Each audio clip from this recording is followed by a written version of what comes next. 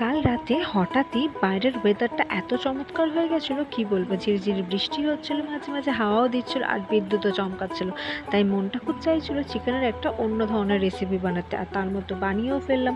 তার জন্য বেশ অনেকটা ধনেপাতা, রসুন, আদা, কাঁচা লঙ্কা বেটে নেব। আর 500 গ্রাম চিকেনে ধনেপাতার paste, dark soy sauce, vinegar, green chilli sauce, নুন, গোলমরিচের গুঁড়ো, টমেটো সস, একটা ডিম, বেশ কর্নফ্লাওয়ার আর 2 চামচ মতো আবার ধনেপাতার পেস্ট দিয়ে ভালো করে মেখে নেব।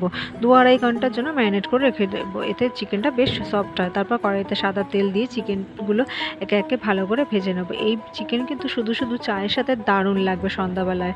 তারপর সমস্ত চিকেনগুলো ভেজে নেওয়ার পর আবার একটা কড়াইতে বেশ সামান্য একটু সাদা তেল দিয়ে আদা কুচি, রসুন কুচি দিয়ে কিছুক্ষণ ভেজে নেওয়ার পর গোল গোল করে কেটে রাখা পেঁয়াজ, লম্বা করে কেটে রাখা ক্যাপসিকাম দিয়ে ভালো করে কিছুক্ষণ ধরে ভেজে নেব। এরপর দিয়ে দেবো নুন দিয়ে আবার একটু নাড়াচাড়া করে নেব। তারপর দিয়ে দেবো কাঁচা লঙ্কা কুচি আর 2 চামচ মতো ধনেপাতার পেস্ট দিয়ে আবার একটু ভালো করে মিশিয়ে নেব। কিছুক্ষণ ভেজে নেওয়ার পর এরপর দিয়ে দেবো সমস্ত সস, যেমন tomato ketchup, green chilli sauce, soya sauce আর গোলমরিচের গুঁড়ো দিয়ে ভালো করে বেশ কিছুক্ষণ ধরে ভেজে নেব। এরপর দিয়ে দেবো ধনেপাতা বেটে রাখা জলটা আর সামান্য একটু চিনি আর ভেজে রাখা চিকেনগুলো দিয়ে ভালো করে মশলার সাথে মিশিয়ে নেব। এদিকে বাইরে কিন্তু বেশ জোরে জোরেই বিদ্যুৎ চমকাচ্ছে। আর ভালো করে ভেজে নেওয়ার পর এবার সামান্য একটু জলে কর্নফ্লাওয়ার গুলিয়ে ভালো করে মিশিয়ে নেবো। আর গ্যাসটাকে সামান্য একটু কমিয়ে নিয়ে বেশ কিছুক্ষণের জন্য হয়ে দেবো। ব্যাস, তাহলেই তৈরি হয়ে যাবে গ্রিন ধানিয়া চিলি চিকেন, যেটা কিন্তু খেতে অপূর্ব হয়েছিল।